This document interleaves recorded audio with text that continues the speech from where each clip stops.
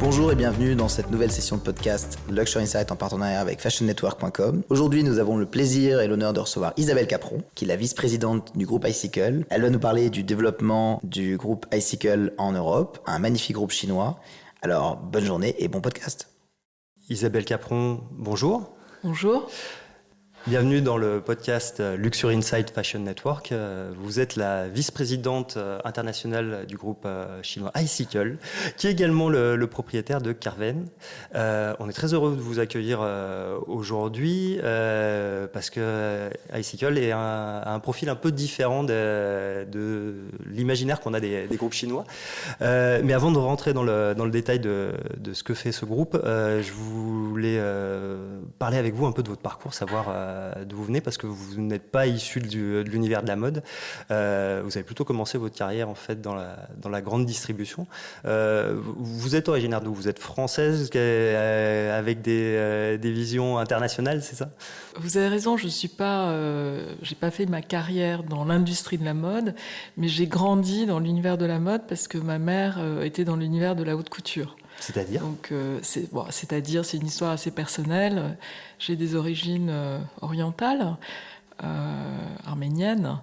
Et en fait, ma grand-mère avait monté dans les années 50 la plus célèbre maison de couture à Beyrouth, au Liban, qui s'appelait d'ailleurs la maison Isabelle. Et en fait, ma mère a poursuivi jusqu'à la guerre du Liban en 75, a fait perdurer cette maison, c'est-à-dire que j'ai grandi avec une mère qui faisait tous les défilés de haute couture des plus grandes maisons, faisait une sélection des patrons papier qui correspondaient le mieux à la clientèle d'élite libanaise, et elle recomposait en fait une collection faite de modèles de chez Chanel, Dior, à l'époque Philippe Venet, Jean Patou. Et j'ai baigné enfant dans cet univers. Vous avez vécu dans cet univers de patron. Et je l'accompagnais au défilé, je l'accompagnais chez les marchands de tissus les plus prestigieux. Je me rappelle de Bianchini Ferrier, par exemple. Donc, si vous voulez, j'ai été imprégnée de cette culture, à la fois de mode et de beauté, d'art, parce que mes parents étaient aussi très amateurs de peinture, d'art, etc. Et en même temps d'entrepreneuriat, parce que mon père a créé son entreprise. Donc, si vous voulez, j'ai eu déjà cette, je dirais, enfance hybride, où à la fois j'allais assez régulièrement dans ce qui est devenu une PME, que mon frère a reprise. Donc, je suis vraiment fille d'entrepreneur. Et je voyais comment mon père se comportait avec à la fois ses employés et comment il s'est battu pour faire... pour développer son entreprise. C'était une entreprise de quoi ? C'est une entreprise de distribution d'articles de mécanique de précision. Donc rien à voir avec la partie mode. Rien à voir. Et j'aurais dû d'ailleurs continuer l'entreprise par mes études, puisque j'ai fait HEC. Mais bien au contraire, j'avais envie de faire les beaux-arts. Vous voyez, donc dès le départ, il y a eu cette double... C'est une double culture en fait que vous avez, à la fois sur le côté créatif tout à fait. Et le côté entrepreneurial. Complètement.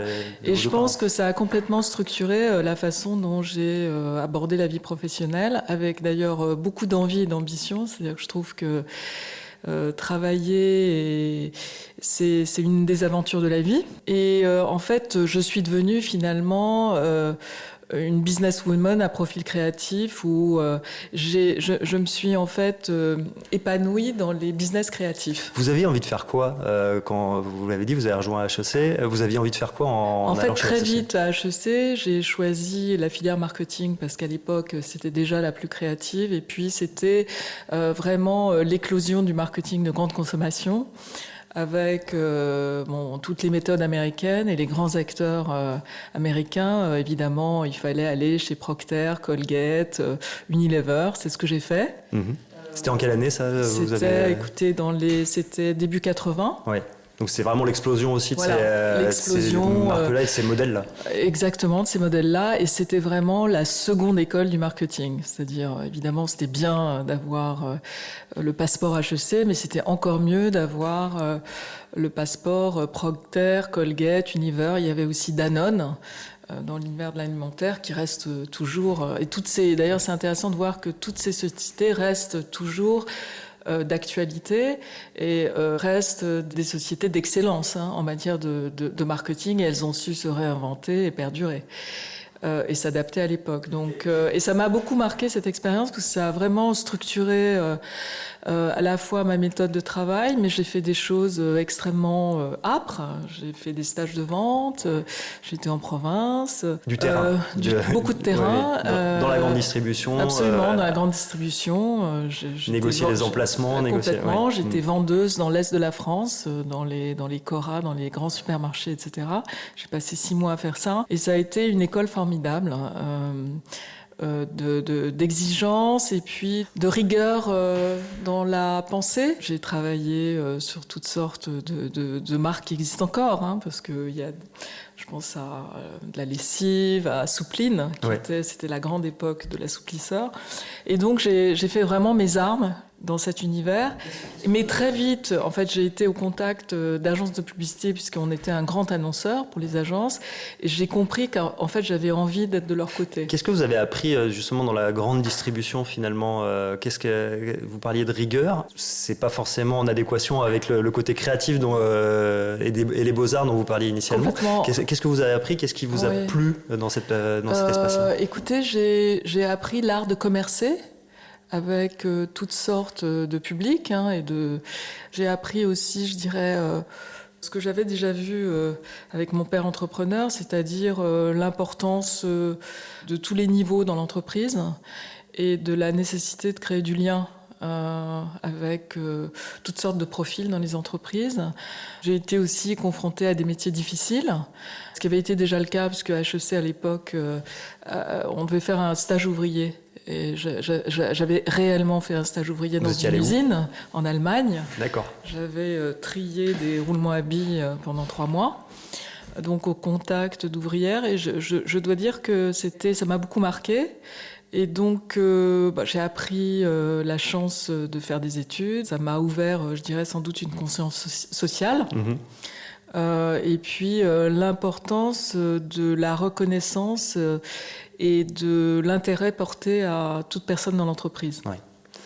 Le basculement vers la publicité, parce que c'est plus le même métier. Qu'est-ce qui l'a motivé? Il y a eu un déclencheur? Oui, c'était très simple. C'est-à-dire que chez Colgate, en tant que jeune chef de produit, j'avais 4 agences et que j'avais envie d'être de leur côté. D'accord. Pourquoi? Qu'est-ce qui était intéressant? Parce que, en fait, le profil des créatifs que j'avais en face de moi, je le trouvais en fait extrêmement intéressant, je dirais sexy intellectuellement. Et j'ai aimé, en fait, j'avais envie de me confronter à eux. Et bon, ça, je pense que ça a aussi fait vibrer ma fibre créative. Et puis, ils m'ont appris le sens de l'idée, c'est-à-dire et l'importance de l'idée. Et je suis rentrée dans l'une des agences qui était en fait l'une des agences de... C'était laquelle? FCB, Food Cone and Building, grande agence américaine qui fait partie désormais du groupe Interpublic, c'était l'une des plus grandes agences américaines à l'époque, un peu comme DDB ou TBWA. Et là, j'ai vécu des années merveilleuses puisque c'était vraiment le règne de la publicité. De la publicité grand média, c'était l'explosion de la télévision, du cinéma, des magazines, de l'affichage. Vous avez touché à quoi? Vous avez fait quoi finalement? J'ai touché à tout. Oui, c'est bien ça. Oui, absolument. J'ai touché aussi bien à des marques à nouveau de grande consommation, comme j'ai travaillé pour le groupe Nestlé, j'ai travaillé pour Kimberly-Clark, la marque Kleenex, j'ai travaillé à nouveau pour Colgate de l'autre côté. J'ai travaillé pour des marques comme Monoprix, Nivea. Puis petit à petit, je suis allée vers des secteurs plus haut de gamme, plus féminins. Mais aussi, j'ai travaillé pour Schneider Electric dans le domaine de l'industrie lourde. J'ai travaillé pour de gros annonceurs alimentaires comme Ferrero. J'ai développé une vraie expertise de marque. Et plus tard, j'ai développé un pôle d'ailleurs luxe à l'agence parce qu'en fait, entre-temps, je suis allée chez Lanvin comme directrice marketing parce que j'ai été chassée par le CEO de l'époque qui était Michel Pietrini qui sortait de Chanel, où il avait recruté Karl Lagerfeld quand même à l'époque. Et donc on a vécu 4 ans extraordinaires. C'était à quelle époque ça? C'était vers 93-14. D'accord. Voilà. On a complètement repositionné Lanvin, on a rénové les 2 boutiques du Faubourg Saint-Honoré. Quand vous dites C'était l'époque de Montana encore. D'accord. Claude Montana, Oui. qui a fait son dernier défilé de couture et qui avait eu d'ailleurs, je crois que c'était son 3e des d'or. Et là, en fait, j'ai fait un travail de marque en fait sur Lanvin à l'époque, puisque avec Hilton McConico, on a créé le Bleu Lanvin. D'accord. Qui est toujours là. Toujours présent. On a plongé dans le patrimoine de Lanvin avec tout le travail que Jeanne Lanvin avait fait avec Paul Hérib autour de ce logo extraordinaire de la femme et l'enfant, etc. Donc on a recréé ce bleu Lanvin et puis à l'époque on a relancé l'homme, la femme. Donc c'était quand même beaucoup de sujets. Oui, c'était énormément de sujets relance. Et ça a été ma première expérience dans le domaine de la mode. Oui. Voilà. Et après, en fait, j'ai été rappelée dans la publicité par mon ancienne agence pour la diriger. D'accord. Donc là, on est fin des années 90, début 2000. Et là, si vous voulez, j'ai eu ma première entreprise, ma première expérience entrepreneuriale de manager, en direction d'entreprise. Mmh. C'est-à-dire que là, j'avais tous les sujets à la fois de management d'une équipe à l'époque de 120 personnes, toutes les problématiques de recrutement, de reporting à mes actionnaires américains, de développement, puisque en fait l'économie d'une agence de publicité, c'est des clients existants, mais aussi beaucoup de compétition pour acquérir de nouveaux clients. Donc j'étais sur toutes ces dimensions. Et là, j'ai vraiment élargi ma palette d'expertise et d'expérience dans le domaine des marques. Justement, qu'est-ce que ça change finalement, et surtout de revenir dans une entreprise qu'on a connue, mais pas en tant que dirigeant.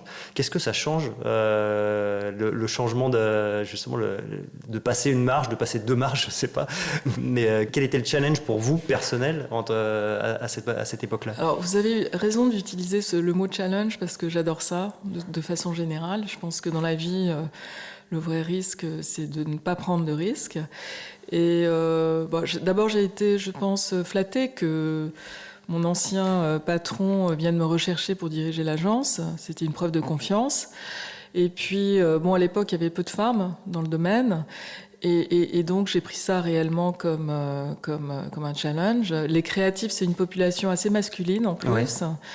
Pas forcément aisée à manager. D'accord. On le sait, de toute façon, les créatifs, qu'ils soient dans la mode, dans la publicité, dans le design, etc., c'est une population aussi talentueuse que complexe sur le plan du management, mais j'adore ça. Et en fait, j'ai trouvé que c'était une chance pour moi de vraiment pouvoir à la fois développer l'agence avec des campagnes qu'on remarque, qui soient très créatives, parce que c'est aussi ça le rôle d'une agence, c'est de se faire remarquer à travers des idées de campagnes de marque qui créent de la valeur en fait pour ses clients et qui soient primées à Cannes. C'est l'économie d'une agence pour attirer les meilleurs talents. C'est important. Et en cela d'ailleurs, il y a beaucoup de similarités avec la mode. Voilà. Et je pense qu'il y a énormément de ponts entre la publicité et la mode. Et j'ai d'ailleurs développé tout un pôle luxe, puisque en fait, petit à petit, je suis revenue à mes sources, c'est-à-dire à ce que j'aime. C'est-à-dire, on a travaillé pendant 3 ans pour Dior, ce qui était quand même à l'époque une gageure parce qu'il n'y avait pas d'agence. Et donc on a développé, je me rappelle, c'était juste l'arrivée de Monsieur Toledano qui venait d'arriver, et c'était la fin de François Beaufumé. On a travaillé sur le repositionnement de la marque Dior. On est passé de Christian Dior à Dior, et on a proposé des campagnes de positionnement qui soient extrêmement françaises et parisiennes, parce qu'à l'époque... C'était un challenge pour vous, cette réflexion autour de repositionner Dior. Quel était le challenge au final quand on est une agence? Est-ce qu'on a vraiment son mot à dire quand on a M. Toledano en face? C'est pour ça qu'il y a extrêmement peu de marques de mode, enfin quasiment pas, qui ont des agences, parce qu'en fait c'est créatif contre créatif. En fait, la vraie énergie et source créative, elle est à l'interne dans les maisons de mode.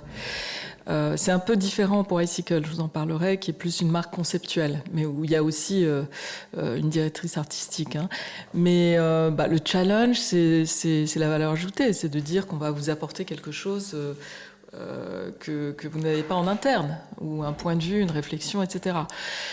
C'est vrai qu'à l'époque, il y avait peut-être une vacance aussi de direction artistique, donc je pense que on en a aussi un peu profité, et on a fait quelques années de campagne, je me rappelle, en noir et blanc avec Carla Bruni, qui a d'ailleurs lancé à l'époque le fameux sac Lady Dior, qui est devenu une icône dans le domaine des accessoires. Ouais. Tout à fait. Donc voilà, j'ai travaillé pour Mercedes-Benz, qui était l'un des plus gros clients, et ça évidemment c'est le luxe automobile, mais c'est en même temps, voilà, c'est une marque mythique, et je pense que les marques de luxe et de mode ont cette dimension de mythe, souvent. C'est ça qui les rend passionnantes à manager. Je pense aussi qu'aujourd'hui, elles ont un rôle sociétal, d'influence de la vie, aussi bien de la consommation que des dirigeants du monde entier. Elles ont un rôle de plus en plus important.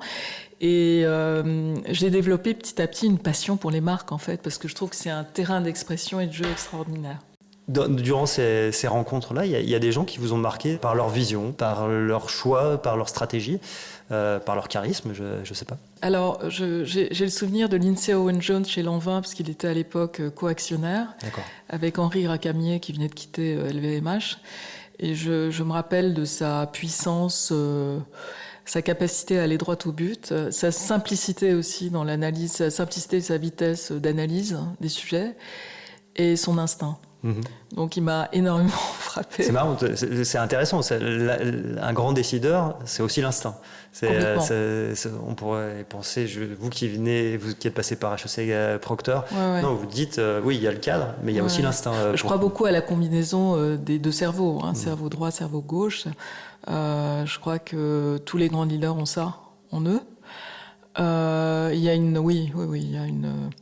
une dimension instinctive qui est, à mon avis, fondamentale. Pour se démarquer, justement. Oui, complètement. Et de vitesse. Oui. Et de capacité aussi visionnaire, que j'ai complètement retrouvé chez le couple d'entrepreneurs de Icicle, qui sont, je dirais, vous me posez la question, c'est le couple qui m'a aussi le plus impressionné dans ma vie professionnelle. Bon, on va parler d'Icicle, mais juste avant de rejoindre Icicle, vous avez quitté la pub pour aller chez Fauchon. Oui. Alors qu'a priori, vous vous éclatiez au niveau de la pub avec beaucoup de défis, beaucoup de marques, des projets en permanence. Qu'est-ce qui vous a attiré dans un univers encore différent chez Fauchon ? Oui, écoutez, ça faisait une dizaine d'années. L'agence était sur les rails et puis j'ai été appelée pour rencontrer le propriétaire de Fauchon, qui est toujours l'actuel propriétaire, Michel Ducrot, le fils des épices, qui venait de racheter Fauchon et qui avait besoin d'une partenaire à ses côtés pour relancer la marque qui était quasiment en dépôt de bilan. Donc là, on est en 2004. Elle en était où ? Elle faisait 30 millions de chiffre d'affaires. Non, pardon, parce qu'il y avait Flo. Elle faisait 80 millions de chiffre d'affaires elle perdait 12 millions d'euros par an. Mais c'était une marque totalement mythique, fabuleuse, symbole de l'excellence à la française, avec un côté glam français que je trouvais absolument irrésistible. Donc en fait, j'ai senti que j'avais une affinité avec la marque et j'ai plongé tout de suite. Et puis je pense que j'avais le bon âge, j'avais la bonne assurance aussi, parce qu'une vie professionnelle, c'est ça. C'est petit à petit... moins douter moins douter. J'aime bien d'ailleurs la devise d'HEC qui est « apprendre à oser ». En français, the more you learn, the more you dare, ou the more you dare, the more you learn. Je trouve ça tout à fait inspirant. C'est pertinent et on s'inscrit dans le long terme. C'est-à-dire qu'il faut oser être soi-même. Il faut oser faire part de ses convictions et puis après avoir un leadership éclairé. Bon, c'est l'autre aspect. Oui. Et donc j'ai plongé dans une aventure qui a été merveilleuse, puisque non seulement on a restructuré, ça c'était difficile, c'était une vraie aventure, je dirais, d'entrepreneur. Voilà, j'ai été associée au capital. Ce ne sont pas des périodes simples à gérer, mais ce sont des défis. Très difficiles, avec des syndicats, etc. Donc ça a été. Donc je suis rentrée vraiment pleinement du monde du conseil au monde de la PME française. Il y avait 400 personnes. un gros chiffre d'affaires au Japon, au Moyen-Orient, qu'il a fallu sécuriser, donc tout de suite.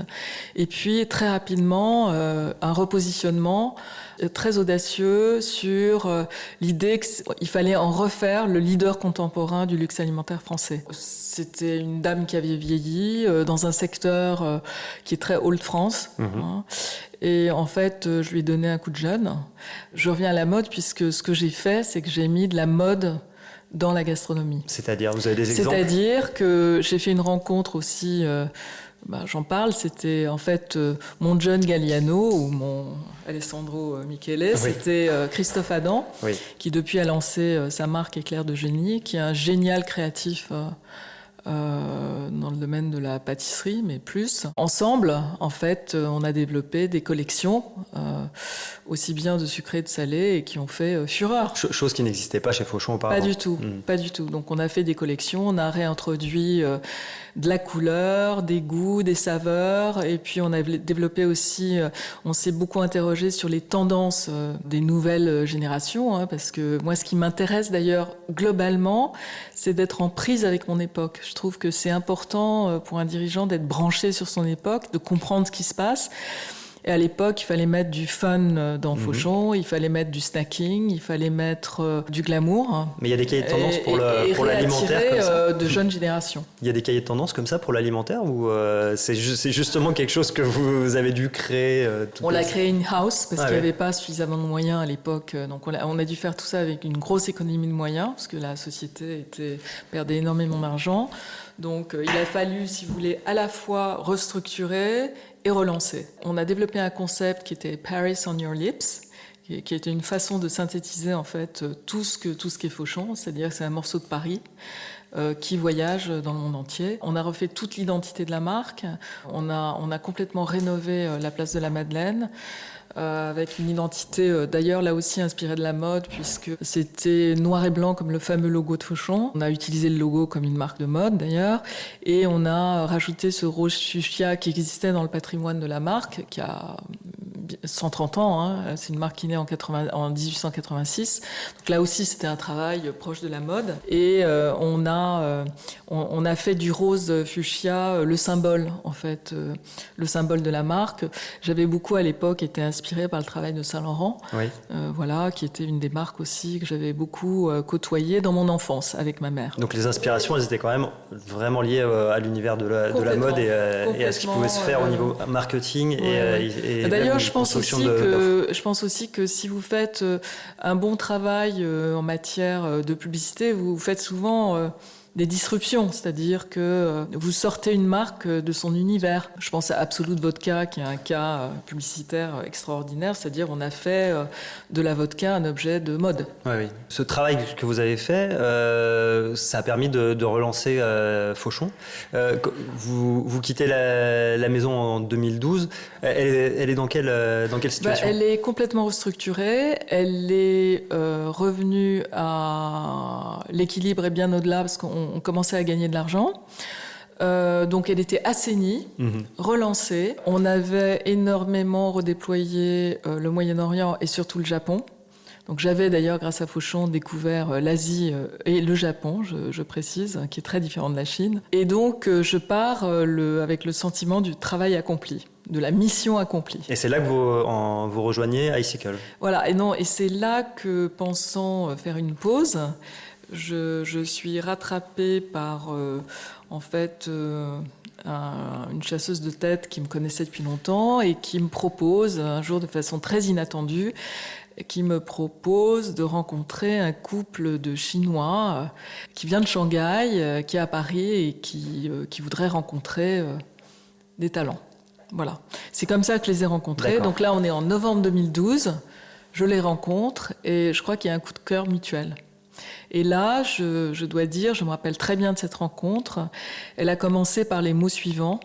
You know, we're not Chinese, we're new Chinese. Ça veut dire quoi quelle est leur idée de la marque du groupe Icicle et c'est quoi Icicle à ce moment-là ? Voilà, alors déjà, le fait de me dire ça veut dire, vous occidentaux, vous avez une image de la Chine, mais la Chine, elle change. Et ce qui change, c'est qu'il y a une nouvelle Chine qui émerge. Et cette nouvelle Chine, nous l'incarnons. Donc iCycle a été fondée en 1997 par ce couple d'entrepreneurs qui s'est connu à l'université de Donghua, qui est la fameuse université de textile et de mode de Shanghai, et qui a décidé donc à la fin des années 90 de créer en fait une nouvelle marque, en fait qui est à l'époque unique, enfin qui est toujours unique en son genre. Pourquoi ? D'abord parce que c'est la première marque qui est, je dirais, éco-née, éco-born, c'est-à-dire qui met l'écologie et le respect de l'environnement au cœur de son ADN. Pourquoi ? Parce que à l'époque, la Chine est déjà en plein essor. Ils sont témoins d'une urbanisation à marche forcée avec tous ses ravages, déjà à l'époque. Et comme ce sont des amoureux en fait du textile et de la matière, c'est-à-dire qu'ils viennent vraiment de l'univers du textile et de la mode et pas de l'univers du business, ils se disent on va essayer d'explorer un nouveau chemin qui soit respectueux de l'environnement. Aussi parce que ce sont nos racines culturelles. C'est là où, si vous voulez, nous, on a des patrimoines de marques qui ont des histoires. Oui. Eux ont décidé de puiser dans leur héritage culturel chinois, qui a plus de 5000 ans. Et donc, ils se voient en puissance résurgente et pas émergente.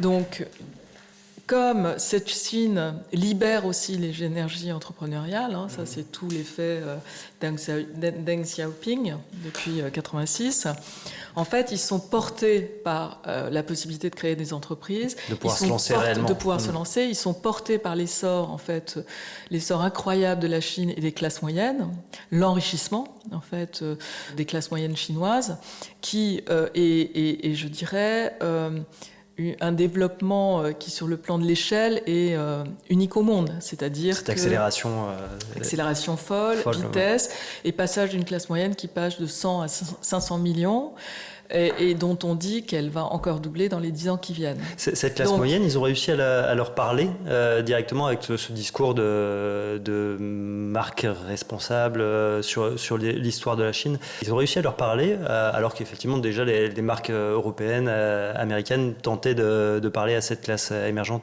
Je pense que déjà les marques européennes et américaines leur parlaient, mais sur un tout autre registre. C'est de dire si vous voulez être cool, il faut pas être chinois. Donc c'est de dire portez des marques de luxe occidentales ou des marques américaines et vous serez cool. Donc mais c'était déjà la génération d'avant. Oui.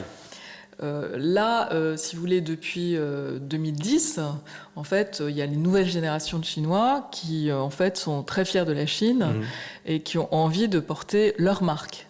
Parce qu'ils sont tout à fait conscients qu'ils vont faire le 21e siècle. D'accord. Ça vous l'avez vu en arrivant, vous avez vu ces marques émerger. Oui, complètement. Il y a un vrai écosystème de marques là-bas. Oui, je suis arrivée en 2012, c'était mon premier voyage là-bas. Et en fait, il faut voir que la décennie qui vient de s'écouler, 2010-2020, c'est une décennie d'accélération encore plus folle. Alors, d'accélération en matière de continuation d'essor des classes moyennes. Ouais. De monter en gamme et en demande des nouvelles classes moyennes, c'est-à-dire qu'ils veulent maintenant du cool, de la qualité, du chic. Le logo, ça suffit plus en fait. Pas du tout. Qui veulent se démarquer des générations de leurs parents, puisqu'ils veulent pas porter ce que leurs parents portaient. Ils veulent plutôt s'exprimer à travers des marques domestiques. D'accord. Ou des marques qui seront plus streetwear, ou des marques qui seront plus sportives. Ça, c'est la deuxième chose. Mais il y a aussi toute la dimension de prise de conscience aussi, de digitalisation de la Chine pendant ces 10 dernières années, d'accélération aussi de la consommation à travers tout ça, et puis de tout ce qui est shopping live digital. Qui a complètement changé la façon de consommer. En particulier le phénomène WeChat, qui a été lancé quand même en 2012 et qui en 8 ans, aujourd'hui, est suivi par plus d'1 milliard de personnes. Donc, vous voyez les échelles et la vitesse à laquelle ça se passe. Donc, voilà. Et puis, il y a eu, dans les années 2010, beaucoup de crises en Chine, crise alimentaire, crise aussi vestimentaire, qu'est-ce qu'on met sur soi, etc. Donc, la notion de qualité et de sécurité s'est développée et iCycle a surfé sur ça. L'écosystème de créatifs, il est réel en Chine. Ils prennent vraiment de la place actuellement de ces jeunes ou moins jeunes créatifs chinois. Il y a une énergie créative et un enthousiasme. Alors déjà, il y a un enthousiasme général qui est inouï, qui contraste avec la morosité occidentale. Oui. Deuxièmement, il y a une confiance en l'avenir. Troisièmement, les énergies sont complètement libérées. Il y a énormément de création. Il y a énormément de jeunes créatifs. Il y a énormément de nouveaux entrepreneurs qui se lancent. Donc oui, je le vois, j'en suis témoin et je pense que ça va durer. Ouais. Et pour les marques occidentales qui veulent rentrer ou qui sont déjà présentes, c'est pour vous des concurrents directs de ces marques émergentes chinoises ou déjà établies, mais ils sont face à face ou pas? Oui, je dirais qu'il y a de la place pour tout le monde. Ouais. Pourquoi ? Parce que d'abord, il y a un marché colossal, il y a encore 800 millions de personnes à sortir de la pauvreté et qui sont un réservoir absolument gigantesque pour les décennies à venir. Ça, c'est le premier point, donc il va y avoir de la place pour tout le monde. La deuxième chose, c'est que les positionnements sont pas les mêmes. C'est que toutes les marques de luxe qui sont extrêmement fortes et savent se réinventer, en fait, connaissent un rebond très considérable là post-Covid en Chine. Oui. Donc voilà, parce la place elle est là. Parce qu'il y a moins, la place elle est là, il y a moins de voyages, donc les Chinois maintenant consomment du luxe en Chine. Et est-ce que justement, parlons du Covid, a priori ça repart plutôt mieux qu'en Europe et forcément qu'aux États-Unis actuellement, la consommation en Chine. Est-ce qu'il y a une place, est-ce que ça peut être un levier pour les marques chinoises comme iCycle, mais comme d'autres, de se développer plus rapidement ? Oui, mais c'est déjà le cas. C'est déjà le cas. C'est-à-dire, il y a un rebond considérable. Alors, je vais vous donner quelques chiffres. Ouais, je prends. iCycle, l'impact du Covid sur le groupe iCycle, à fin juillet, n'est que de moins 3% par rapport à l'année dernière. Et depuis le mois de mai, où en fait les boutiques, les confinements, voilà, les boutiques ont pu rouvrir, depuis le mois de mai, donc mai, juin, juillet, août, la marque est à plus 20% par rapport à l'année dernière.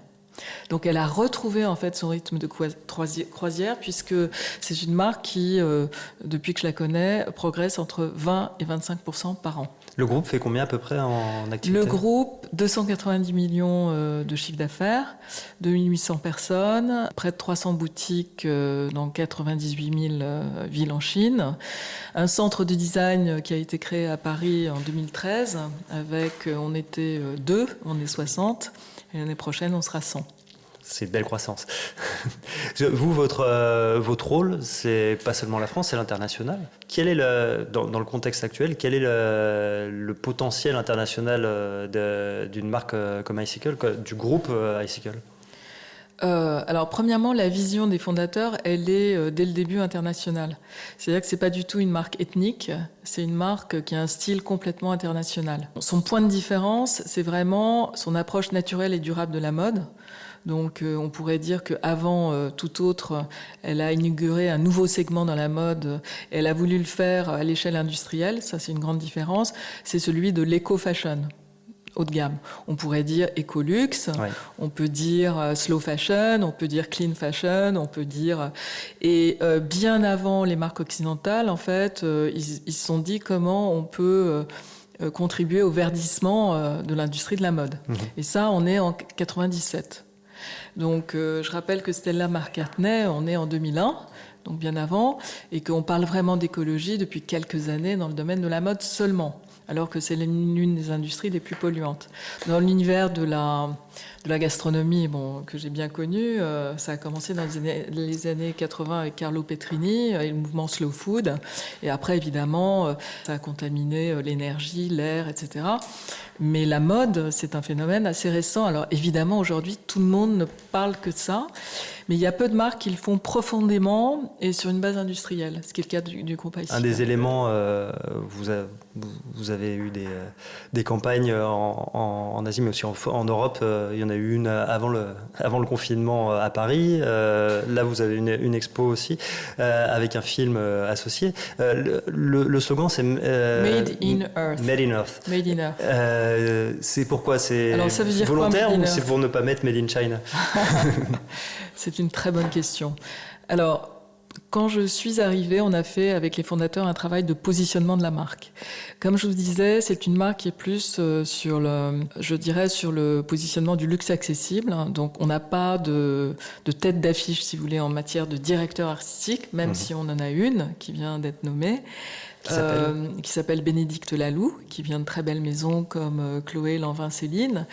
Mais en fait, l'approche est de dire que c'est une marque de lifestyle, très haut de gamme, ou je dirais d'un nouveau luxe éco-responsable qui accompagne les nouvelles générations d'urbains actifs dans leurs besoins vestimentaires, les dirigeants du futur, les nouveaux professionnels. On a un positionnement très très pro pour définir en fait les contours d'un nouveau luxe qui soit beaucoup plus quotidien et moins ostentatoire. On n'est pas dans le luxe d'apparat, qui soit dans la beauté et la naturalité des matières pour créer à la fois des vêtements statutaires mais non ostentatoires, ça c'est très important, et puis qui soit quotidien à travers un style sport chic qui va du matin au soir, si vous voulez. Vous le poussez là, l'an dernier vous avez ouvert une boutique Georges V à Paris.